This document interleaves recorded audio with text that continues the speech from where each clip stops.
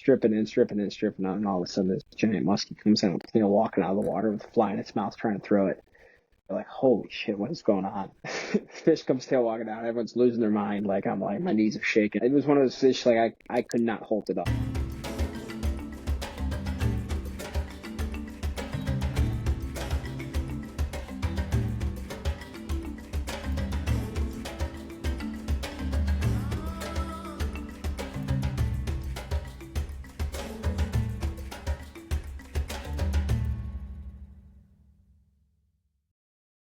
Hello, everyone, and welcome into the Chasing Wild podcast, your home for all the best content on conservation, wildlife, and adventure. Our mission is to bring the wild to you. We are your hosts, Jake Johnson and Dean Dudzik. Dean, how you doing today, sir? Doing good, man. Doing good.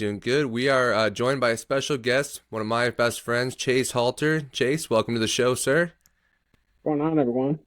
Chase and I went to college together, just like my buddy Connor, who was on a couple episodes ago. Chase is an avid fly fisherman, so we had my dad on also a couple episodes talking about conventional fishing. Today we're going to get into some of the, technical aspects of fly fishing, just what Chase does, being a fisherman and outdoorsman, everything like that. But before we jump in, I wanted to show a huge congratulations to Mr. Chase Halter. You are engaged and about to get married, sir. Congratulations. Yep. Appreciate it, man. Yeah, it's exciting. Getting married in 2025. Yep, October. What's the date's about to be in the mail. So, dude, I'm looking forward to it. Man. That's awesome. Appreciate it, man. Yeah, it's exciting. Yes, congrats to you and Allison. Amazing. Appreciate it. And so why don't we, Dean, you want to start us off or you want me to jump in? No, go ahead, Jake. I'm ready. All right, so let's just start broad. Chase, how did you get into fishing? Was it fly fishing? And, was it kind of like what got you into being an outdoorsman? First off, yeah, thanks for having me on, man. Yeah, going into my past, getting into kind of the whole fishing world and everything, probably like a lot of people, I got into it originally through my dad and kind of family fish, whatnot, typical like kind of way to get into it. But yeah, primarily started conventional side, got into it through my dad, kind of introduced me at a young age, started just fishing, conventional spinning rod, whatever, fishing ponds locally. It kind of like dabbled in fly fishing a little bit on the side. So where I'm located at Northeast Ohio, so I'm like just east of Cleveland. We have kind of a unique fishing scene, a unique fly fishing scene. Kind of the big draw around here that we're known for. It's called like Steelhead Alley. So we get a lot of they're steelhead, they're migratory rainbow trout that come in the streams here through the whole South Shore Lake Erie. So that's really what we're known for, and that's kind of what I got introduced to at a young age. First conventional, later on fly, and kind of had seen it from a distance, fished a little bit, but never really took the leap. And then when I was in high school, I think it was junior or senior year, after high school, I got a gig working in a retail store. Orvis, it's like a big name fly fishing retail store. Yep. Locally here, just outside of Cleveland. It's actually kind of one of their largest stores nationwide, other than their headquarters over in Manchester, Vermont. So I worked there, got a gig there out of high school, going into college, and then I worked over like multiple like holiday breaks and summer breaks through college, and that's really what pushed me over, because you're just around it, and it's a fly fishing centric store. So everything is pretty surrounded by fly fishing. Of course, there's other retail side of it, but the main draw and interest, of course, was the fly fishing side of it. They sell rods, reels, lines, everything fly tying as well. So that's really what was kind of the tipping point. You're kind of at that age. I must have been like 16, 17 at the time. So you're kind of that age where you're just like, you want to get after something. So that's what pushed me over, and I really got into it then and kind of never looked back, for lack of a better term. So yeah, from then on out, I was really like all into fly fishing. So that's what drove me into it originally, is just being surrounded by that. Yeah, that's honestly really interesting, because when I met you, so college, I think I came to your dorm room maybe freshman or sophomore year, and I remember you were making your own flies. So, just from my perspective, I was like, oh man, this guy is just it's been his whole life. But it seems like it was at that point a somewhat newer passion to you. Why don't we just go ahead and, I think there's a lot of people, and myself included, when I was introduced to it, it was a lot more unfamiliar than, like we said, conventional fishing. Can you just give a brief overview of the differences between the two? Like, what is fly fishing, Yeah. and maybe some of the, like, different kind of fish you go for, too? Yeah, absolutely. Yeah, so fundamentally, the difference between the two, fly fishing, you're making a presentation where it originated from. You're delivering, typically, not always, there's no hard and fast rules in fly fishing or fishing in general, but typically you're delivering like a lightweight fly with the weight of the line. So the fly or the lure is more or less weightless. The weight to propel your attractor, your fly pattern, what have you, is from the weight of the line itself. Whereas in conventional fishing, you cast a lure, you cast a bobber with a worm, whatever. The lure, bobber, worm is what's has the weight. That's what the line's following that on the way out in the cast. Now, fly fishing wise, it's the opposite. The fly, in this case, is actually following the weight of the line in an arc. So everyone, the classic example, right, is like the movie A River Runs Through with Brad Pitt. You see these loops going out. So what he's doing is the fly is following the line to the target. So think of it like in a traditional, I don't know if I have a good one here, but like a fly, right, is more or less like weightless. So if I try to cast this, it's not going to go too far. I can cast it, this case, maybe a few feet or whatever. If you try to cast it, it's going to land like 5 feet in front of you. Mm-hmm. How do you solve that? You solve that by actually having a line that will propel it to the target. So target zone where you're fishing. So that's the primary difference. I believe primarily what it originated from is fly fishing is pretty ingrained with like trout fishing, for instance. Mm-hmm. So trout fishing, like the true quintessential fly fishing, if you will, is trout fishing with dry flies. So dry flies imitate bugs on the surface. If you're going to try to imitate, like, say, like in our case with fly fishing, it's a lot of like stoneflies, mayflies. Think of like a mosquito. How are you going to present something that looks like a mosquito out on the water with no weight? Like, it's not going to go anywhere. You need fly line to propel it and land softly, not spook the fish. So that's kind of where it came about, fly fishing itself. So yeah, so that's the primary difference. As far as fish that you can fish for, fly fishing versus spin fishing, conventional fishing, if you will. There really is no hard and fast boundaries. I mean, there's definitely situations where it makes more sense to fly fish, and there's situations where it makes more sense to conventional fish. For instance, you're not going to go deep water fishing in a canyon out in the Pacific Ocean for tuna at 300 feet with fly. It's just, you need weight to get down. There's ways to do it, but it's got its own limitations. Same thing, like you wouldn't bring a tuna rod to go trout fishing when they're eating little teeny tiny mayflies off the surface that are like less than a half-inch long. So it's kind of evolved out of necessity, I think, to try to full trout primarily, but Mm-hmm. within that it's expanded into like everything. So you can fly fish for much of the same things you can from a conventional world with fly rod. So bass, for instance, largemouth, smallmouth, people all around America, like most popular sport fish, right? Everyone's fishing for them with conventional rods, and a lot of people are fishing for them with fly rods too. You can do both. There's a good crossover there. They're shallow water fish. They like to feed on the surface. It's pretty conducive. It's good fly rod fish, if you will, like fly target. Now, is one more effective than the other? Yes, I'd say in most all cases, conventional is probably going to be more effective, but there's also the fun aspect of it too. Like, if you really want to have fun and mess around with it, get a fish on the surface, maybe catch something on something you made, handmade, hand-tied, for instance, flies. There's a pretty cool aspect to that too. And there's certain situations where I'm sure like flies can be more effective than conventional tackle and whatnot too. But targets are limitless. I mean, people literally catch sailfish, marlin on fly rods. Like, that's really pushing the limit. They catch tuna on fly rods. Mm-hmm. Typically, that's on the surface, fish you can see, cheating ways, like draw them in, get them within casting distance from a fly rod. Same thing, like muskie. You can catch muskie on a conventional setup. You can catch muskie on a fly rod. You can do both. One's definitely easier than the other per se, but yeah, it's pretty limitless for what you can do. It was pretty cool. Like a fly rod friendly fish would be a fish that's more apt to maybe eat on or near the surface, I would say.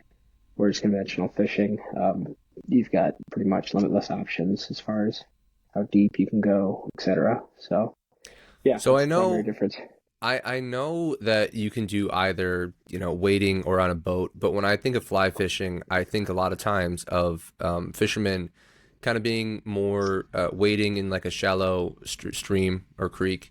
Hmm. For example, when we went out to Tennessee, you jumped in one of the what was it, creek or stream there, Yeah, yeah. and you started fly fishing. I would assume that would be a place where it'd be way more effective to fly fish. It seems like it was, keeping something on the surface in such shallow of water. Hmm. Going for a trout like that just makes a lot more sense. Would you agree with that?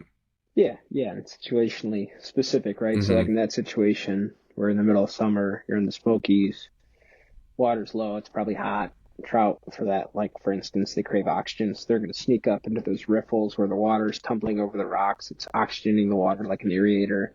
So they'll sit shallow, like super shallow, like 6 inches of water. Mm-hmm. So from a conventional side, you need weight to propel it out, but weight in turn is also typically going to sink, right? So you can cast your inline spinner for a trout, but it's going to continually get hung up on the bottom. That's where fly fishing's nice because I can go out there and I can cast what looks like a bug on the surface, land it, it'll float, and I can fish over 2 inches of water, 5 feet of water. It doesn't matter, right? Yeah. So in that situation, it might have an advantage to actually be fly fishing in that kind of arena, if you will.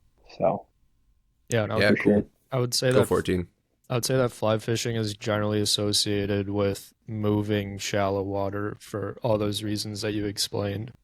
Yeah. So I think when people picture fly fishing, if you've seen it before, that's kind of the quintessential image of fly fishing Mm-hmm. that you would see is maybe wading in the water, like Jake just said, and generally shallow moving water. Um, Hmm. and that explanation of the weight and why you would want a surface level lure over something that sinks is a great explanation, especially Yeah. when you're in that really shallow Yeah. water. Yeah. And typically that's where it works best, right? So like around Yep. here, we have a big crossover of people that fish both conventional tackle and fly fishing tackle for steelhead, bass, pike, muskie, you name it. But like around here, there's definitely situations where one could be more effective than the other. And I don't want to get too granular with that. At the end of the day, it's like do whatever's fun to you. Like Mm-hmm. that's Yeah. really all Yeah. it's It's about a at the end of sport, the right? day. People Mm-hmm. take fishing pretty serious at times, and who can catch the most, like least amount of time. And of course, we all want to catch fish, but it's pretty fun too. And I think what fly fishing caters to a lot is you can get in some cool places, some shallow, say clear water, where you have to be a little more subtle, and it's very visual. Like you can see what's going on. So like if I see a bass is 50 feet away from me, I could probably catch it with a spinning rod just as well, but it would be pretty sweet if I throw a fly at it and land super softly, and I could get it to engage and catch that and make it look real. So that's where it's got like its own little niche, if you will. Mm-hmm. So I know we fight it around here a lot. You get steelhead fishing's big around here. So steelhead, much like a salmon or something, it's going to be situationally specific. So like high end dirty water, people that are fishing conventional tackle and bait would have an advantage over fly fishermen. If you're going to fish a big glob of trout eggs that have scents that are kind of obnoxious in your face, you can put a ton of weight on and get down. Yeah, those are probably going to have an advantage to like a fly swimming past them. That's pretty inconspicuous. Mm-hmm. But then on the flip side, shallow clear water, trout are super spooky. They've got nowhere to go. Well, now the advantage kind of shifted. Now if you go to lob that giant chunk of trout eggs with a bunch of weight and a big float on it, it's going to spook everything around for like a half mile away. If you land a fly softly, then you got a pretty good shot. It's not easy, but you got a good shot. So yeah, it's fun, man. I think that's kind of the draw. It's more almost like we were talking about, Dean, like hunting oriented. Like I think you're almost hunting a target more than you are like hoping to see something Yeah, than you are maybe on a conventional side. it's a good analogy for sure. And a lot Yeah, of so fly fishing is that's very sight heavy as well. Definitely. correct. Yeah, it's not always, but I think I don't know. At least what I do around here, it can be pretty sight oriented at times. Mm-hmm. Yeah. Other times not. Um, I mean, sight oriented in terms of, hey, I know a fish is going to sit in this style of water versus that. I don't physically see the fish, but I'm pretty confident there Mhm. should be a few sitting in there. So Yeah.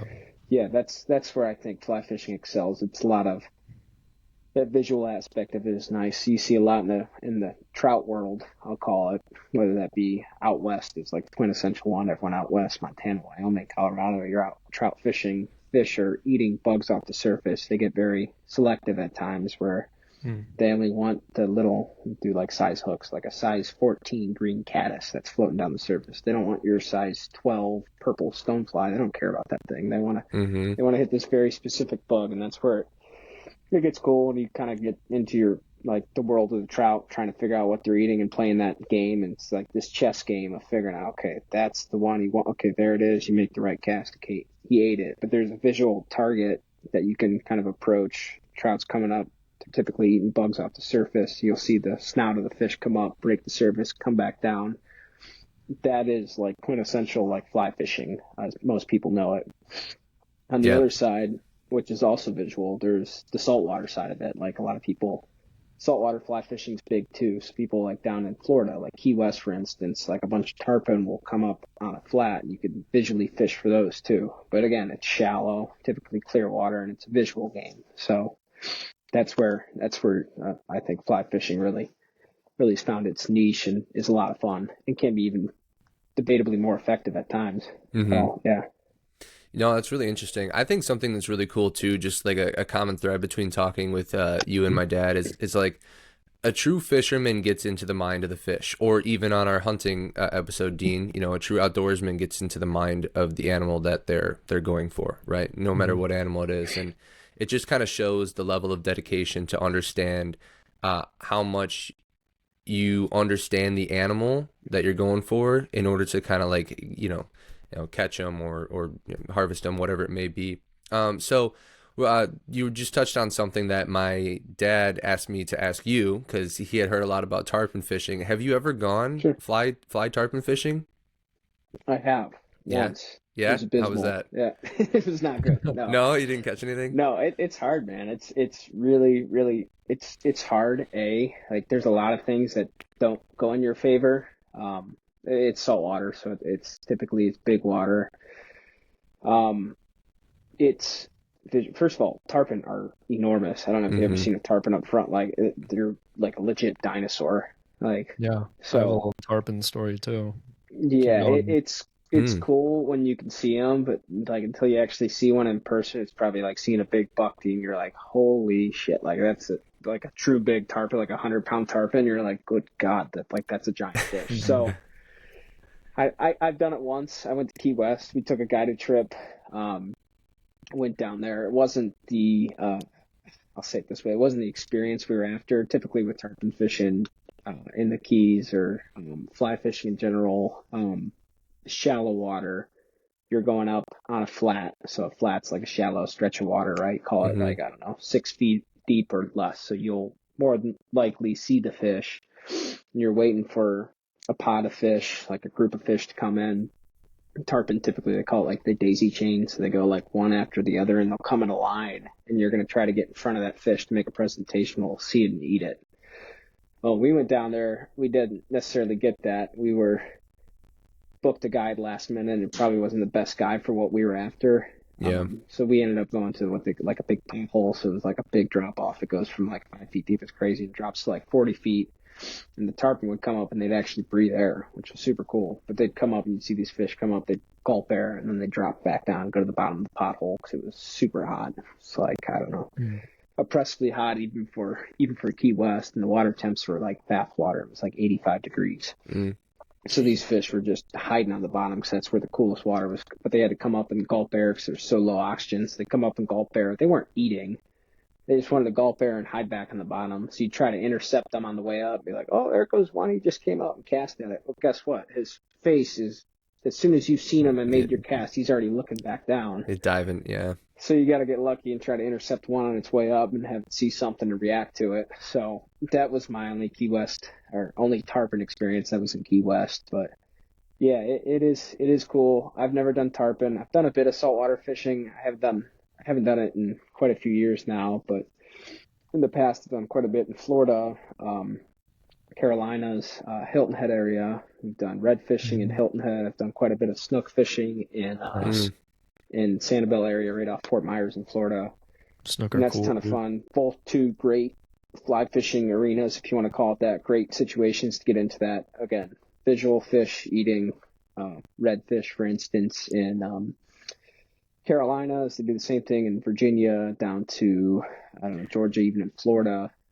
They'll get up and they'll tail, that's what they call it. So they'll go up on super skinny flats, like a foot of water. The tide comes up and they dig in the mud and eat shrimp and crabs and whatever that's kicking out. So they'll go in there and dig for a bunch of fish. So you'll see like this tail sticking out of the water like a little flag saying, like, oh, here's the fish.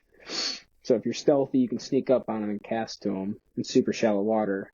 Can't go crashing down a big bait. That fish is going to bolt and you're going to freak it out immediately. So that's where fly fishing is nice. It's kind of like hunting again, Dean, where you're going to sneak up on this fish and make a presentation and maybe pick your target. Maybe you have three and you want to pick the big one. You're waiting for him to feed, and then you get your shot. You kind of take it and make a good cast, hopefully, and get the fish to commit. So A lot of finesse, right? A lot of finesse. yeah, a lot of finesse with that. And that's red fishing, and there's different ways to do it. I mean, like nothing's set and fast, right? I know guys will go down like by like New Orleans, like Venice is big, and Venice is where the Mississippi dumps out in the big bayou over there, and they'll catch just giant redfish on top water like poppers. So you could do either conventional or fly, but you have these giant fish coming up, and you're just chugging big poppers like you would with conventional fish, and they come up and eat them. So same fish, two different areas, two totally different ways to fish them, right? But both entirely entertaining. So Yeah.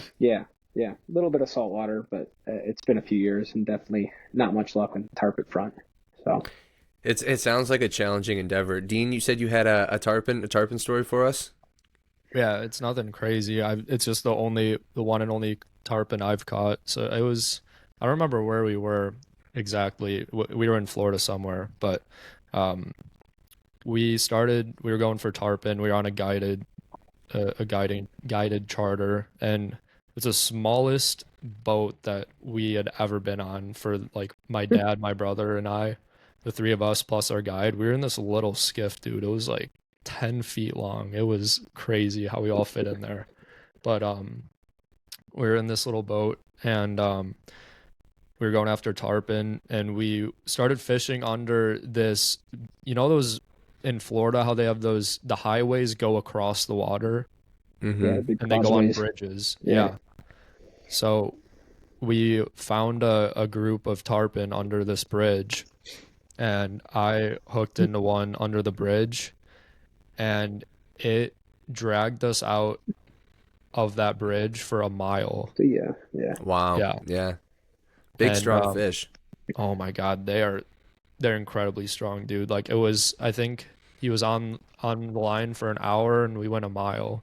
And our guide said he was probably 110, 120 pounds. So they're huge, and oh my God, they're so strong. Did you land it, or did someone else land it? No, that was me. But Nice. our guide told us he doesn't take him in the boat anymore because last time he got knocked out cold by one. So he said he just cuts the line now when they get to the side of the boat. Yeah. Pop them off. Yeah. Yeah, it's a crazy fish, man. Yeah, to give you an idea too, I was just talking to I have a buddy that's going down to Key West. I was talking to him yesterday. So a lot of the guides down there, it's funny, you'll talk to them. I mean, there's your guys that are like record chasers or whatever, but a lot of guys that have been fishing tarpon for a long time, like the guys that have really done a lot of it, like they don't even want to catch the big fish. They're like, oh yeah, you can have that. I'm good. Like it'll kick my ass. I don't want to do it. I'm good for one, like a month or something. Like, oh, there's a giant 100-pound fish. Like I'm good. Like I'm gonna go screw with these 30-pounders because they're fun and like just enough where it's not like a chore to try to bring one in. Because like you're saying, Dean, you get tangled, like that's unconventional tackle on a fly rod. Like you could fight a fish for an hour plus, and there's like I can't imagine. There's an art to it, and there's some guys that are just world class. That there's all these crazy techniques and how to fight them and everything, and it's absolutely insane. And you got to remember, in a lot of these places too, maybe not so much the flats, but I believe it can happen. But definitely in the passes, you get a bunch of, especially, I don't know why, more so hammerheads and other sharks. The hammerheads will get up and try to eat the tarpon, even 100-plus pounders. You'll get a giant, like, 14, 15, 16 foot long Yeah. hammerhead coming up behind it trying to eat your tarpon. Like, so you got to get it in before you draw the shark's attention, because now you're not only fighting the fish, you're trying to get the fish in, you're trying to fend off a shark, and they don't want to bring the tarpon to the boat, so now you're holding the tarpon by the face at the side of the boat. You got a shark swimming around below you. So yeah, a little bit different than fishing probably Ohio or Illinois. Yeah. Yeah. Pretty Higher intense, stakes. but yeah, It's an super cool. experience though. It's an experience. So I Absolutely. think every fisherman's probably got that like bucket list fish that they want to catch. Maybe it's something that you catch a lot that you just so passionate about you want to keep catching it. But for you, let's go something you haven't caught before, or maybe like a record that you're going for with a certain fish. What would be like your bucket list fish to catch? And Dean, you can answer this too, and I can answer at the end. But what Yeah, would be that's all your good. like bucket list fish to catch? And I'll add a second question to that. Bucket list place to fish, because I think that's a cool Mm, question too. nice. That's a good question. It's a loaded one, yeah. Yeah, it's loaded. I haven't thought about it a ton. I mean, fish I've caught that I would love to catch more of, which isn't, I know the question you asked, but it'd probably be more brown trout and big brown trout. That's kind of what I'd love to go after, even though there's not a lot, if hardly any, in kind of Ohio area. Where are they mostly? There's a lot of fish out west in PA where you have colder trout streams once you get in the Appalachians, My brother all over caught the a big place. one in Wisconsin. Yeah, Wisconsin. All the Great Lakes have them. Hmm. Yeah. I shouldn't say that. Not all of them do. We get a stray every once in a while. Erie doesn't have many. They have a few. PA stocks some. Ohio doesn't stock any. But we'll get strays every once in a while. Once in a blue moon, you'll catch one. The true, like, river resident brown trout are super cool, in my opinion. Nice. But yeah, fish I haven't caught that I'd like to catch. I haven't thought about it a ton. I mean, there's a few that come to mind, which are going to be wild, exotic ones, so bear with me. So there's like Golden Dorado. I don't know if you guys have seen that one. I'll throw some gnarly ones at Mm-mm, you. Golden I Dorados haven't. down the Amazon. It's an insane looking fish. It's like they're gold, right? They're just big, giant, like goldfish, gold plated Mhm. scales that are in the Amazon. They're down, I believe, in like Bolivia and everything. And it's just crazy teeth. Like they're just like crazy set of teeth on them, and they're super acrobatic. They jump, they flay out of the water. They get to, I don't know how big, like 30 plus pounds. Just Hmm. really cool looking fish. So that's one. Peacock bass on the Amazon would be another one that would be super cool. The one wild one, which is totally flip side, more in the saltwater vein too. You guys know what like a giant trevally is? They call them GTs. I've Mm, heard of it, and I probably would know no. if I looked them up, but not off the top of my head. No. Yeah, I mean that would give a tarpon a run for its money. GTs are super cool, wild, aggressive fish. They look like a meat eating permit, if you know what a permit is, like Hmm. just big, Oh broad yeah. bodied fish, super tall. But giant trevally would be super cool, but they're nowhere around here. I mean, you'd really have to go somewhere exotic, like Seychelles is common, I guess, place known to have them, but that's way out like the Indian Ocean. Yeah, So I just looked up a picture, dude. Those are pretty cool. yeah, they're pretty insane. So they're pretty far out there. They're kind of those three are kind of the fly fishing community. I Nice. think more regarded like as people target them. A lot of people go out like triple lifetime. We go out and fish one of those. I don't have one necessarily in general. I'm just spitballing ones out here. Another crazy one for you would be, although relations now probably not anymore, but over in Mongolia, taimen. Have you ever heard of a taimen before? Mm-mm. I have not. No. Sure. No, I don't know if it's true or not. I I'll look think they're them the up too. world's largest trout. Um, they're like a salmonoid. I don't know if they're a true trout or a salmonoid. They're river dwelling trout in Mm, Mongolia that get to obnoxious proportions, like 4 or 5 feet long. Mm. super Um, long, dude. yeah, Super long. there's some guys now that have been trying to fish for them over in like above Mongolia, over in Russia, and some of these unnamed places, and just get insane, like 80 pound fish, like 90, 100 pound fish, just totally crazy, like stuff that you wouldn't even believe. So that would be super cool. But I mean, these are all wild, long-winded trips to get out in exotic locations. Yeah. So that kind of leads into the second question. Then it sounds like maybe two of them are in the Amazon. What's the bucket list place? And it could be whatever, wherever. No, it might happen actually going into this year and next year. It's going to be New Zealand.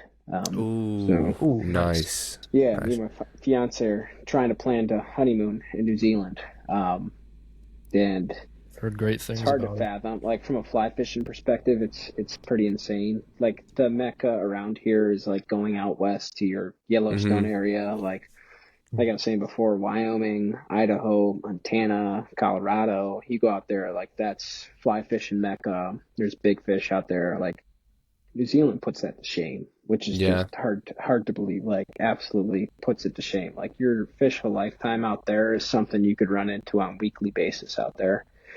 So like a big fish out west might be like a 20 plus, like a 23, 24 inch fish is like a just a giant fish. Like it's great, like a fish for a lifetime. You could encounter that. I don't, not that it's easy, but those fish live all over the place in New Mm-hmm. Zealand. Like people talk about like targeting like 30-inch brown trout, which is just insane, or rainbows. So that would be the big one. We're hoping to knock that one off the bucket list and actually go out there. So yeah, that would be it. That sounds awesome. And correct me if I'm wrong, but doesn't New Zealand have a lot of ties to like the beginnings of fly fishing, or is that? I thought I read that No, somewhere. No. no, not. I guess technically, if it was British owned, so I guess from the British. Don't quote me on that history lesson, but yeah, fly fishing typically I think draws its lineage back to like England, typically Okay. Scotland out there. So you hear a lot about like chalk chalk stream fly fishing, really old school traditional fly fishing. Um, Unfortunately, back then I think it was a lot of like I don't know if it more or less like royalty fly fished on private water and stuff like that. You Yeah. wasn't accessible to most people is the way I understood it. But yeah, that's where a lot of it draws its lineage from. In fact, like brown trout as we know it in the Americas aren't native here at all. They're technically they're, you wouldn't have found them here if you went back to 1600s. Like they got introduced from England, Mm. so in Interesting. Germany. I didn't even know that. So a lot of like Americas, like German browns, is what they call them a lot. So yeah, those are all native to Europe and that whole area over there. They're not native to America. In fact, pretty much most of like the United States is pretty much like the whole eastern side here never had rainbow trout, never had brown trout. This pretty much would have been like brook trout. I believe like rainbows were native to like a portion out west in like California, maybe up in Canada. Don't quote me, but yeah, a lot of those are from England to begin them, beginning. So they literally brought fish over the ocean, transported them by rail car, and put them into all these streams as sport fish, really. Mm. And that's how a lot of this got established, which is crazy how far things have come. But Yeah. yeah, kind of That's wild when you interesting. think about it. And It technically, is. fishing for, I won't call it invasive fish, but it's non-native, right? Like, Yeah. so, but No, that's an interesting tidbit. I didn't know that. Good little history lesson there. Dean, do you yeah, want to give your peak fish you'd like to catch and where you'd like to catch them? Yeah. I'll I'll give a I'll kind of split my answers a little bit for different reasons. And so around here, I still haven't caught a muskie, so I'd love to catch a muskie. Yeah, Um, that's where I was going to. yeah, Jake, we've talked about this before, especially when Yeah. your dad was on. But Chase, my family and I go up fishing a lot in northern Wisconsin. okay, Well, a lot meaning like annually. We go up there for like a week every summer, mm, and my brother and I will wake up, early in the morning, depending on the weather, and go for muskie the whole morning. So nice, I haven't got one up there. My brother's got one up there, and then a few river muskie, more nice, local bro. around here, which is Yeah, cool as well. yeah. You But already put your time in, for better or worse. and yeah, dude, that muskie that he caught in Wisconsin was actually on a topwater, which is kind of cool Oh because yeah, that's gotta be, yeah, that's that super cool. when it's on a topwater, I still remember because I was out there with him. You just see, in Jaws, like when the shark's coming at the boat, and you Mm-hmm. see, Hmm. you see the ripples in the wave. It's Hmm. it's it's kind of like that. It comes Hmm. beelining towards the lure. The lure sitting on top of the water and just clamps down on it. So it's super cool way to catch big sport fish. Yeah. So definitely muskie in the States. Out in the ocean, I think a wahoo would be cool. Super cool. They're Yeah. they're real cool looking fish, very sleek, really athletic. They look really cool. I'd like to catch a wahoo. And then I think this will connect to where I'd want to fish as well, would be catching a Nile perch out in the Nile Oh River. yeah. Mm, That's a That would be wild one. awesome. And very cool. Yeah. out in the Nile, you've got all the wildlife too, like seeing Nile crocodiles and stuff like that. So that's how I'd marry the two together. Nice. Very cool. Yeah, Yeah. that's a bucket list place for me, seeing the Nile River. Yeah. I think for me, just because it's like kind of the pinnacle of what I haven't caught around here, would be the muskie. My dad just caught a huge one. We talked about that on his episode. So that's kind of like what I'm chasing right now when we go, even though, I don't put nearly enough hours in to, catch the muskie, because, like he says, fish of 10,000 casts. But yeah, so I think muskie around here, I don't know exactly. When we were growing up, we had a huge swordfish on our wall. When my parents got married, they went to their honeymoon in, I think it was Cancun, and they caught a huge swordfish and they got it mounted. And so it was like on our wall growing up, and it was like, I loved looking at it. It was so cool. So I would think in the ocean, maybe a swordfish, but I don't know, Chase, you talking about the Amazon and all the fish that are there, and just from the amount of times I've watched River Monsters with Jeremy Wade, like him trekking out there. And Oh yeah. I saw an arapaima. I don't know if I told you Yeah, this, when I I was was gonna out say. in Peru. So It cool. it just like, it's just the, I didn't really see it, but they breathe air, so it came up to the top and sucked in a little gulp of air. And our guide was like, "Yeah, that's an arapaima Yeah. coming up." So I saw that a couple times. So I'd probably say the Amazon, just because I feel like every catch or every cast, you're like, I have no idea what I'm gonna get, and there's Yeah. so many different exotic fish out there. But Yeah. I feel Dude, like that's that is awesome. parallels to saltwater, even though it's freshwater. Mhm. It's like the biodiversity is so crazy where you have no idea what you're going to run into, and it's just some totally exotic fish. Yeah, arapaima are wild fish. People target those on a fly too, and that's I mean, you know how big they get. yeah, Giant. Like, it's a river it's monster. another Yeah. giant fish. Yeah, exactly. Yeah. Yeah, So, Chase, super cool. over this past winter, just the other month, I actually did my first trip to the Amazon, and it wasn't a fishing trip, Nice, man. but we Yeah. did a bit of piranha fishing at one Did you? point for like 15-20 minutes. That was cool. We Yeah. caught a handful of yellow-bellied piranha, and it was just catch and release, but What are the we were different just out piranha there types? with Do you what's guys that? know? Is it yellow belly and red belly piranhas? Are those the two main ones?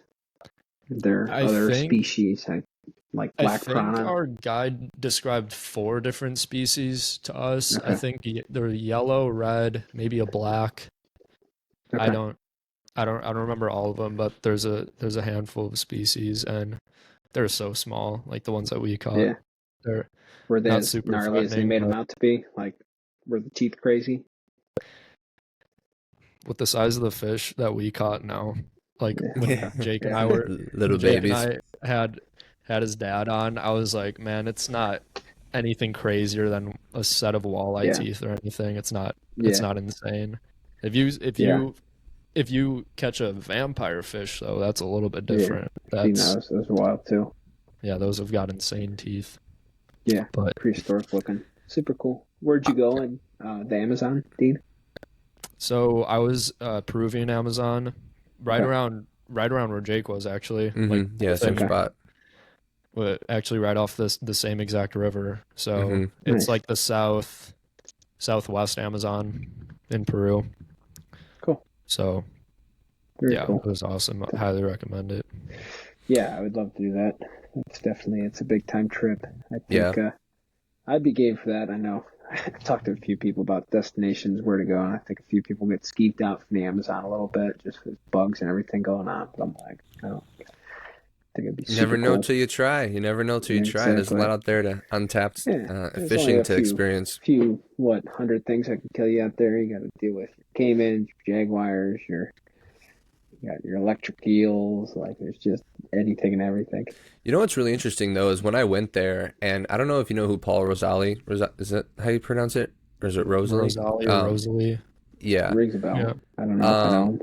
But just from hearing his stories and then being out there, it really isn't as dangerous of a place as a lot of people think it is. Yeah, I'm There sure. are some dangerous animals, but like generally speaking, if you do what you're supposed to do, like you're not kind of going off like rogue into the bush, you're not like swimming where Yeah, you shouldn't swim with a bunch of caiman, like you're generally fine. The wildlife's not out there to get you. Now, that being no, said, if you misstep, sure, but no, it's not generally dangerous. Let's get no. back to the fly fishing just in general. So Chase, I actually don't know this. I was a little more familiar with it with my dad. Are you more of a catch and release fisherman, or do you keep a lot of your fish? So it's funny you say that because I was just actually cleaning some fish tonight Oh, there you to go. freeze them and put them away. Um, like 90, well, I would have said 99, maybe I'll call it 95% of the time. I'm pretty much exclusively catch and release. When I'm out fishing, personally, nothing against people that keep fish. So I'll do it time to time. I don't do it super often. I've done it more so probably this past year than I've done in the past, probably even like 10 years, just because I'm fishing. I don't mind keeping fish. I think certain fish are better to be kept in, or certain fish are more meat fish, certain fish are more sports fish kind of deal. Mm-hmm. For instance, I'm not going to be apt to keep a smallmouth that might be, from studies that we've seen, like 9, 10, 11 years old, that would come back year over year Mm-hmm. versus keeping one of the 10 million walleye in Lake Erie.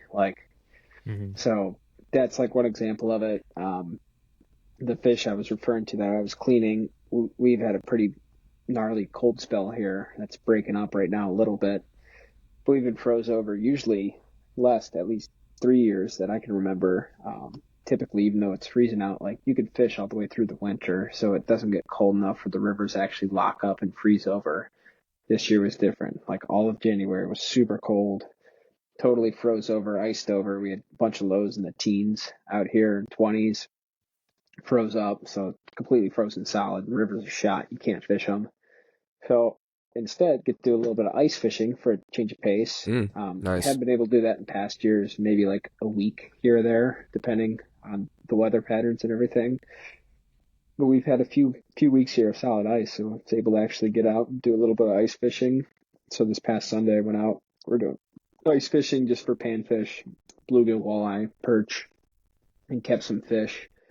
And actually kept them super easy, right? You're ice fishing, you literally throw them on the ice, like they're Hmm. cold, they're done, like flay them after. So from time to time, I will, not typically. So I've done it, like for instance, in the past year, I've done the ice fishing. I've kept bluegill, walleye, perch, or excuse me, bluegill, crappie, perch, and then over the summer we're doing a bit more fishing on Lake Erie, fishing for walleye, less for fun, almost more like call it meat fishing, like you go out, get your Mm-hmm. groceries kind of deal, troll for them, catch some fish. We were keeping some walleye, so I will now. I kind of distinguish the two; they're a little bit different. Like if I'm out sport fishing, like I'm out, like call it smallmouth bass fishing, largemouth fishing, I'm not typically going to keep a fish. Hmm. Steelhead fishing, I won't typically. I'm not against it. Like if I ever kill a fish that eats it too deep, I'll definitely keep it. I'm not gonna waste it. Mm-hmm. If I'm out and like I don't know, certain type of fish, like a very bright, clean, small fish, and I have time, I'm willing to keep it, then I will. I don't think it's as common for people to keep steelhead. They're not like salmon, so it's a little different. There's definitely much more of a catch and keep culture around salmon fishing, for instance, because the Mm-hmm. fish run up and they die and they don't return. So it's kind of like, okay, you run up, you can keep it. It's not going to return back to the lake. Granted, someone else could catch it after you, of course. Yeah. With these steelhead, they can return year over year for, I don't know, 3, 4 years. So, I mean, you can catch it. Someone can catch it 2 weeks after you. Someone can catch it a week after that. And then same thing for the next 3 years. So you're kind of almost guaranteeing other people the opportunity to catch the fish and kind of keeping the population out. But also, a lot of that is attributed to I don't think they're as great of eating. A lot of people don't enjoy eating them as much Yeah. as other fish. So yeah, I'm not against it. I do it. I don't do it often. Quite frankly, it's kind of a pain in the ass, which I found Mm-hmm. out this weekend, especially if you don't do it often, which I haven't in quite a while. So I think I had to fillet like about 20 fish. There's probably I had a pile of bluegill and crappie to go through, and yeah, it took the better part of like 3-4 hours to get through them all. I'm still cleaning fish tonight and freezing them so they don't go to waste. It's a lot of work, man. But like, if Yeah, you want yeah. to do it, by all means, do it. Like, have at Did it. you Like, I fillet think the it's been the right panfish? content. Did, yeah, I did. Oh, okay. So yeah, and it's been a while, so I had to work on my knife skills a little bit. But no, We they're don't good. We even. just did a fish fry last night. I thought they were good. I couldn't get Nice. Allison to eat them too much. She didn't. No, Wasn't not gonna she's not as into partake. it. No, I could We have don't told her it even. was halibut or something. She would have ate it. Yeah, Yeah, we don't even bother filleting the panfish. We just yeah. fry them up.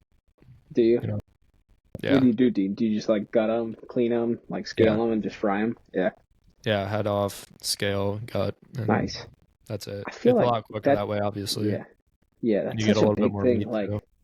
Like true Midwest, like out there, like Illinois, yes, but more so like Wisconsin, Minnesota, like Upper Michigan, everything like that's big out there. Like I feel like everyone up there loves their panfish. They do like the whole fried bluegill. Like Oh yeah. I wouldn't typically keep a bluegill in the middle of summer or whatever, but like hmm we'll do it in the winter. Supposedly, like it's supposed to taste better. I think it does. The fish are typically a bit fatter.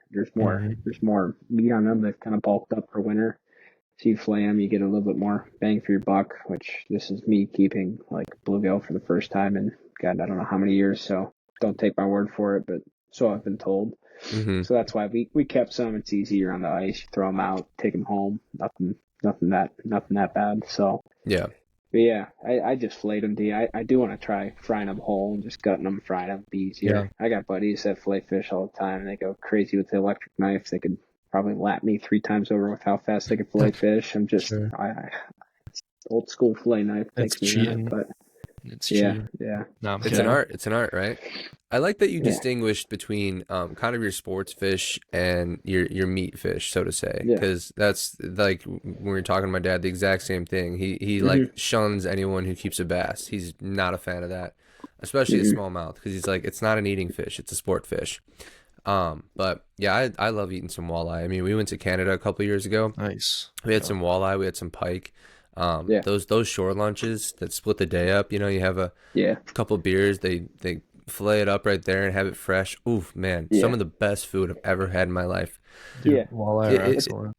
It's a oh good way to yeah, do it. I think and pike are going, underrated too. I haven't kept too many. I haven't done that. Probably the last time was when I was in Canada. But hmm yeah, I think pike are an underrated fish to keep I too. didn't think they like. I was just kind of thinking they were going to be a little gamey, just like I don't know. I don't even know why, but yeah, Yeah, they were excellent. I mean, yeah, it was really Meat cool too fish. because the water up there is so crystal clear blue that you yeah. guys talking about like watching the muskie come like a shark. Like Hmm. I was watching even in like 15 feet of water, it felt like I was in the ocean. Like these pike just trail and stab at Super the fish. cool. So yeah, it Yeah, was really cool. What was I going to ask you? So you've been a fisherman for a long time now. The world is changing, right? The climate's changing. Are there any like big changes you've seen, maybe from like when you started fishing to now? Just kind of being an outdoorsman, being out there all the time, really kind of, I don't know, like a first responder, just someone who's out there all the time experiencing it. yeah. No, I have. Which again, I don't know. Like anything, like I think there's big cycles and there's also small cycles, like of weather patterns and everything. Mm-hmm. So like I was just talking about, the river just froze up here, and I haven't seen it do that in quite a few years. I was talking to buddies that have been fishing it for way longer than I have, decades, and they're like, yeah, I can't remember the last time it froze up this bad. So it's changed. One thing I've noticed, at least in the past few years, which will be interesting to kind of monitor it this year to see what happens with the colder winter we've had, is our seasons have shifted. So like, if you told me 5, definitely 10 years ago, like what is the prime steelhead season in Ohio? Like I would have told you, oh, dude, be here in April. Like April's high time. Like that's the best time to be out. Like there's fish everywhere. Like it's a water temp thing typically, Mm-hmm. water temp daylight. But you're like, oh, April's the best time to go. Like the fish are loaded in the rivers. They're all running. Like that's the big push of fish running upstream, making their spawning run. If you were to tell me that today, I'd say be here in March, like a full month ahead of schedule. Like it's done by April. Like it's done. Like there's really not much going on at that point. The water's gotten too hot. The fish have left, and that could be a number of different things. I'm Mm-hmm. not going to point to just maybe water temp weather patterns being bad, but I think it definitely plays a factor. It could be strain of fish, could be any number of different things. But yeah, it's definitely changed. It's dynamic. It's always changing, especially if you watch it. Same thing with our falls. Like in the past, I think like things really got going. We'd say like, hey, like September, even October, like it's great. Like it's go time. Now it's like maybe November. Like Mm-hmm. it'll get somewhat consistent. So it's definitely changing. Whether that's weather dependent or not, I'm not entirely sure. I'm trying to do a better job myself of keeping track and watching things. So we have kind of like a group I fish with, and we're trying to kind of be your river keepers, if you will, and monitor it and understand, hey, here's what's going on. Like, here's the trend. Here's where we're heading. And a lot of that's kind of just based off memory and hearsay and, hey, I remember this, remember that. I think a push for me this year, more so than past years, is I want to try to keep like a detailed journal, like water Mm-hmm. temps, like what's happening. Like, are we actually changing? Is it physically changing? And the data's out there for the most part. So thankfully for us in the rivers a lot, we use USGS, so United States Geological Service. They have gauges on a lot of the rivers. We can monitor that for flow height. So essentially where the river's at, is it ripping? Is it super high, like flood stage, or is it way low, like fishbowl levels? So we can use it for that. But some of them, not all of them, have temperature gauges on them too. So you could literally monitor that. So I could pull up the river gauge from this year versus last year versus in some cases maybe like 5 years ago. But it's pretty new. That wasn't there 10 years ago. So it's hard to say. But I could literally tell you what the average temperature in April was here this past year in 2024 versus what it was in, say, 2017, and you could Mm-hmm. probably see a pretty distinct difference. So it's good hard data to go off of. So you called So you, yeah, you you said you and a group of buddies, you guys call yourself river keepers. It, does that extend to any like government official? Like, do you guys talk to the DNR? Or are you guys like sharing those stories with like at like bait stores? Because I know that can kind of be a hub for like information too, like those bait and tackle stores. starting to. Um, Yeah. and I won't take credit for this. I haven't done it. My buddy's taken an initiative to kind of take lead on this. So one example, which I'll try to keep it brief because it's a long story, but you'll get a kick out of this. Your dad Mm-hmm. probably will too. Yeah. So around here, speaking of dynamic changing fisheries, what we've seen in recent years, which you can go down the wormhole on this one, we have an emerging, which it's growing. It's always kind of been there, but it's distinctly more prominent in recent years than it ever has in the past. We have a river running population of smallmouth bass that run way the hell up the rivers, just as far, if not further, than our steelhead trout do. And they're appearing in greater and greater numbers year over year. And we want to know why. What's going on? What's causing it? So my buddy got a hold of the local DNR.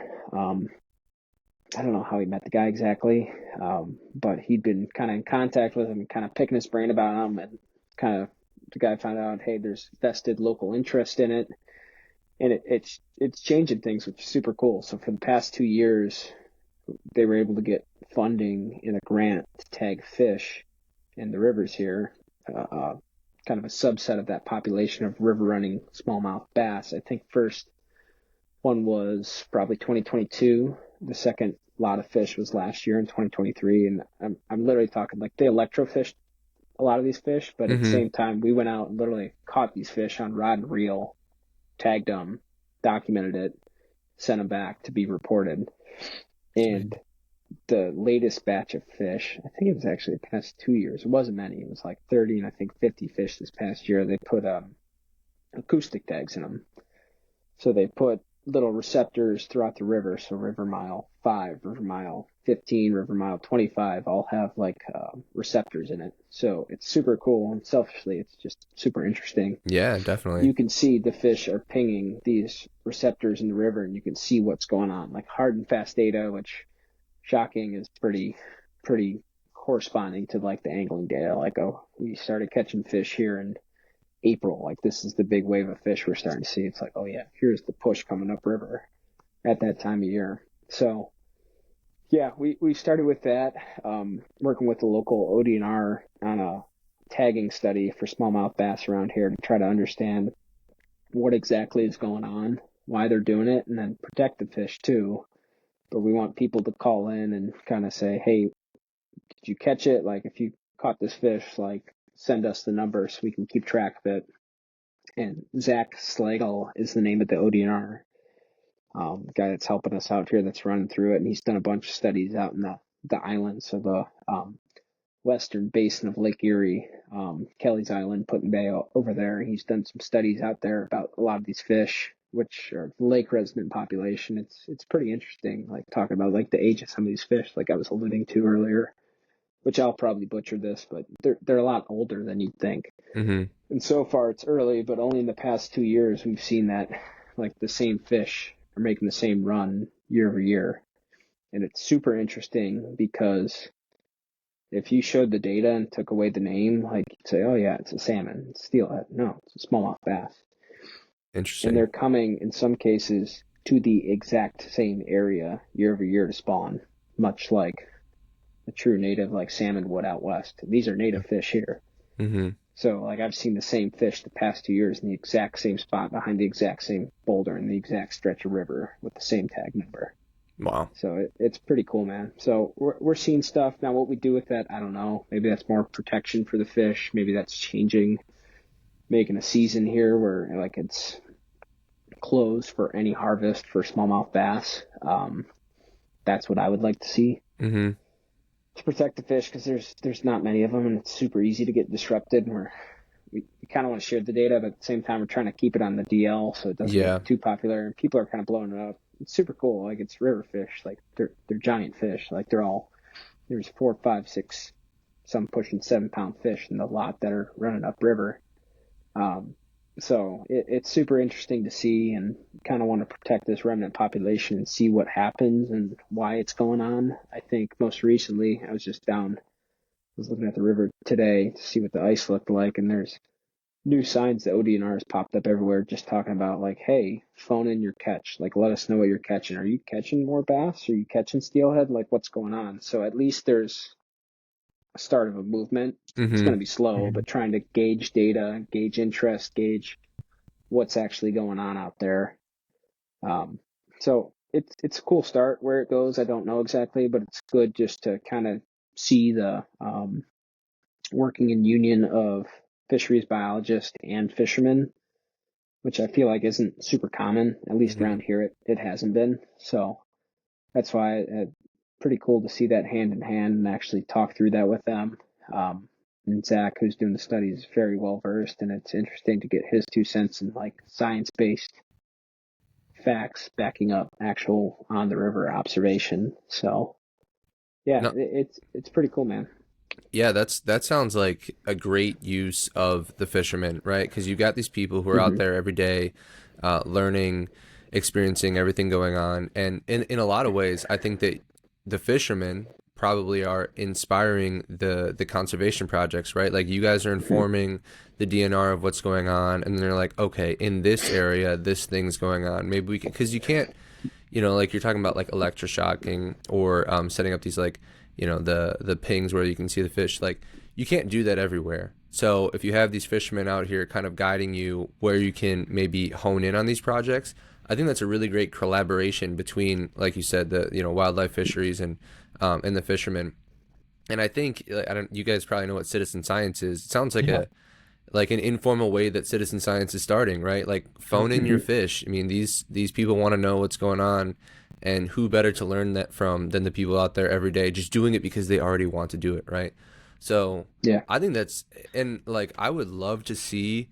We talked a lot about this with Dean and his brother Blake, again, big hunters, and they were talking about like the conservation aspect of it and how just these people out here who are doing this hunting, they're really learning so much about the area and like if like the ecology of the forest, if it's a healthy area or not, just because the hunters know again what to look for. So I think it's something that we should definitely tap into because there's only so many positions in, out there protecting the direct like conservation of these natural resources. So like Hmm. utilize the people who are out there loving it anyways, because Yeah. you both want to see the same outcome, right?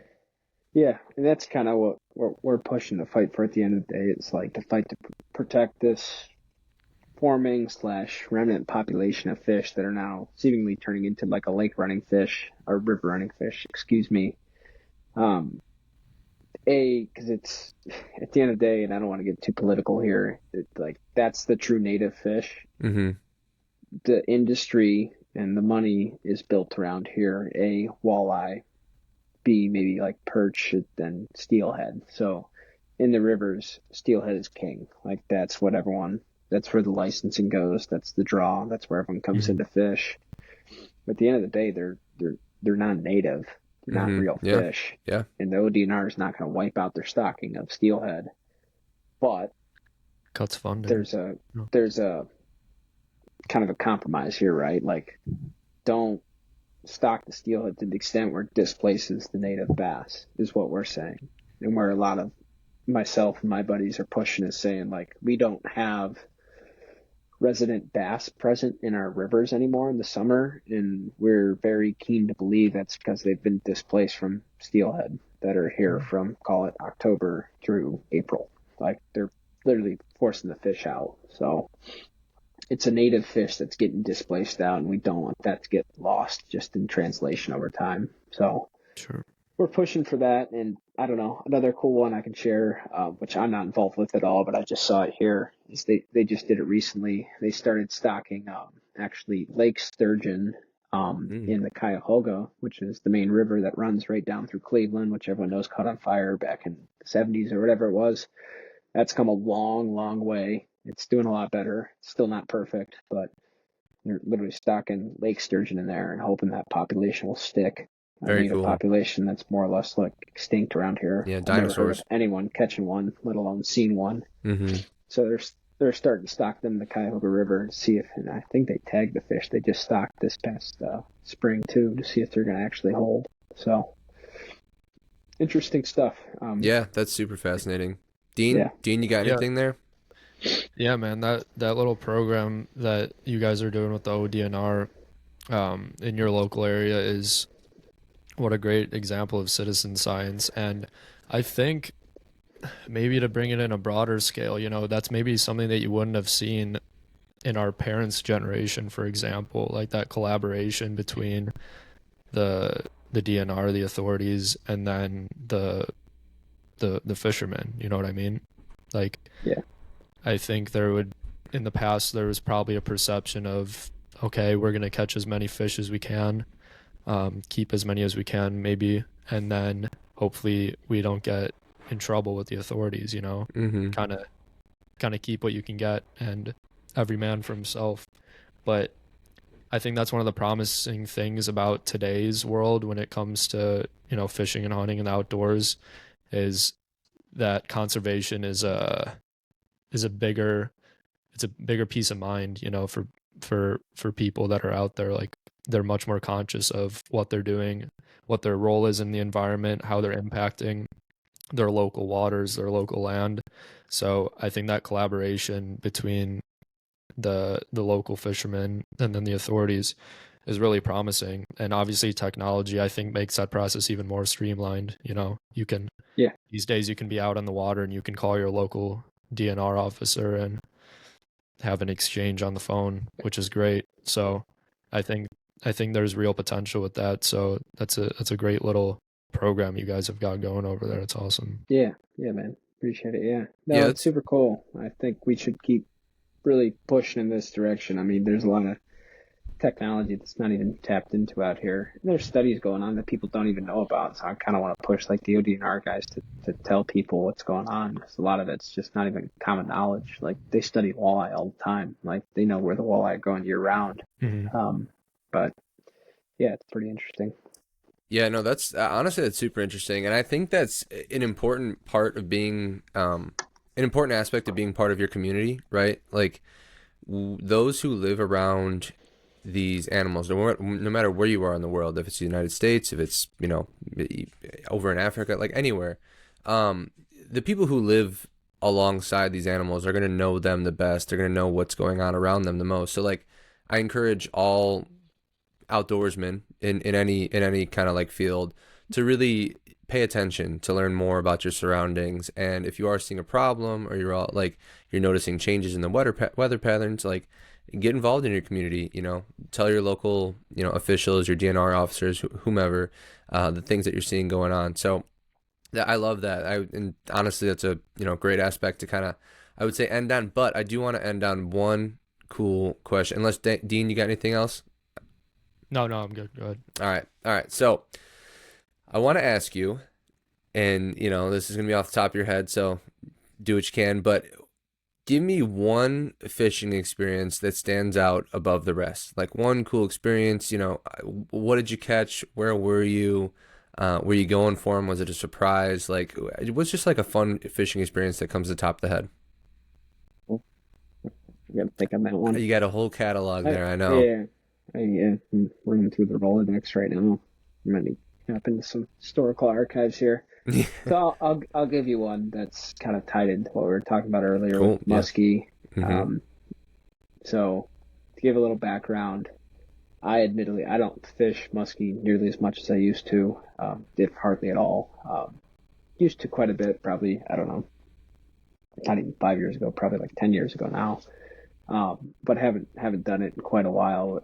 Had some pretty cool encounters, and one that sticks out was one of the biggest, not one of the biggest muskie that I put to hand. Was probably 2016, I want to say. So what is that? That's almost 10 years ago, 9 years ago now. It'll be 9 years in college. Ago. I think I landed it in June. Yeah. So it was probably back home from school. Yeah. Anyway, it was probably June of 2016. We were fishing for muskie. There's the coolest part I love about fishing, fly fishing in general, is the exploratory aspect. And in my opinion, there's nothing cooler than finding something that someone says doesn't exist or isn't there or shouldn't be there. Like there's no big fish there. There's no muskie in that river.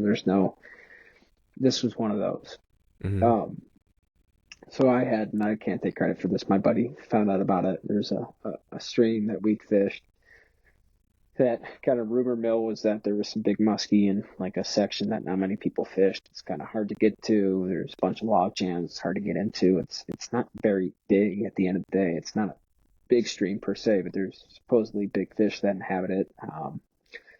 So we went up there, and I think I'd only fished it once or twice with them before, and maybe saw a muskie or two, but nothing where you're like, this is like, there's not big fish in here. There's no muskie.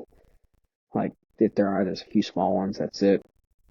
And we were fishing there the one day, going down the boat, my buddy's boat. So he was rowing the boat. I'm up front. I'm fishing on a fly rod. And we're going down, and like as soon as we started the day, right off the bat, caught like a fish, like second cast, small one, like a smaller, like 30-inch muskie, which was super cool. But usually that's kind of like a bad omen. Like you catch, like it's like the first cast curse. Like you catch a fish right off the bat. It's probably not a good thing.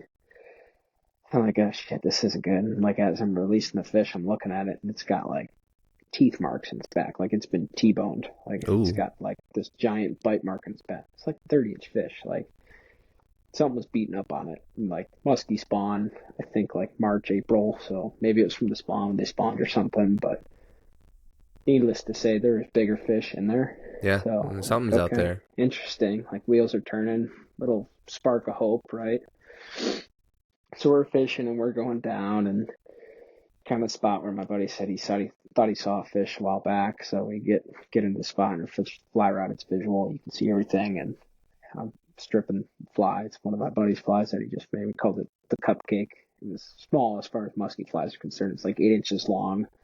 It was this little thing. It just kind of like dart left and right, like a fire tiger color. So we're bringing it in, and all of a sudden, I've got a fish like falling behind it, like a nice fish, not like a giant, but like a high 30s, low 40s fish, maybe, probably like high 30s. It's coming in, you get all excited, and you're like, holy shit, that's crazy. Like, fish is coming in, falling it, go. Musky fishing, you do the figure eight to get it to fall around, come back around. It loses track of it, and I probably butchered the figure eight, it's gone. can't get it to come back. And it had to be 2 casts later, which probably wasn't the right way to do it, but I bombed the cast out. I threw it as far as I could. We're in a big, deep bend in the river where there's a bunch of logs. And I bombed this cast out, and I'm way downstream from where we saw this fish in kind of a deeper holding lie. And I'm stripping in at the far end of the cast, so I'm like way away from me. And I'm like 3 strips in. I'm like, oh shit. I got literally just snagged on the log, like in this jam that I'm trying to like avoid to get out of, but you want to fish close to it. I'm like, yeah, I'm out. Like, can't get it. Like the classic, like the jam starts moving. I'm like, what? Like, that's not right. So I'm like stripping in, like fish is on almost. It's coming at me, and I'm like stripping in, and all of a sudden this giant muskie comes in, walking out of the water with a fly in its mouth, trying to throw it. It was not the same fish I saw. It was a much bigger fish. Ooh. And it come up and inhaled the fly at the end of the cast. So just to see 3 muskie in a day alone, you're like, holy shit, what is going on? So fish comes tail walking out. Everyone's losing their mind. Like, I'm like, my knees are shaking. Like, we're fighting the fish, trying to get it in. Like, the fish, like, you saw everything. And, like, I look at my buddy. He looks at me. It was like a tarpon tail walk. Like, your jaws are on the ground. Like, what? Like, I didn't know that lived in here. Yeah. So we fight the thing for a while, end up getting in the net, scooping it, landing it, and it's like, holy shit, it's like this giant fish. It wasn't super long. I don't even remember what it taped out to. It was probably like 46, but it was just super fat. Like, dude, that's a big fish, though. That's a big fish. It had to be like a 30-pound fish. Like, it was so fat. Like, it was like, it was one of those fish, like, I could not hold it up. Like, I was trying to hold it, and I couldn't hold it for any extended period of time. But yeah, we got that fish in, took a bunch of photos, and as we're taking photos, like some kayakers are coming down, they're swimming past us. They're like, oh, you guys swimming? I'm like, I don't know if you want to be swimming. Yeah. Why is that? There's sharks in the water, man. Yeah. They're like, oh my God, we're never swimming here again. So no, that's one that sticks out. That was a super cool fish, very vivid memory. Biggest muskie I caught and on the fly nonetheless. So yeah, that's one that sticks out to me as a pretty cool fly fishing experience that I remember. It's kind of like one of those like exploratory, capped off, cherry on top, like big fish. Like, it doesn't get much better than that. Curiosity led. I love that. So That's a good one. Very cool, man. Do you happen to have? I'm sure you have pictures of it. If you don't mind and you want to send one over, I would love to pop it into the video at some point so people can see it. But I'll send it to you. Cool. That's a really cool experience too. You painted a great picture. I felt like I was there watching it. That's a good one. But we're a little over the hour mark, so we will start to wrap it up. But Chase Halter, thanks for hopping on, man. Really fun talking some fly fishing. Definitely a different world than conventional fishing, but a lot of really cool parallels. And again, love kind of the citizen science aspect you guys are doing, really starting to like pay attention, keep a journal, communicate with your local officers. I think that's a great endeavor on your guys' part. But really fun episode. Appreciate you jumping on. As always, this is the Chasing Wild podcast. If you're listening, enjoyed that episode, make sure to give it a like, subscribe to the channel. We appreciate everyone jumping in. And we will be with you guys next week on the Chasing Wild podcast. Thanks, everyone.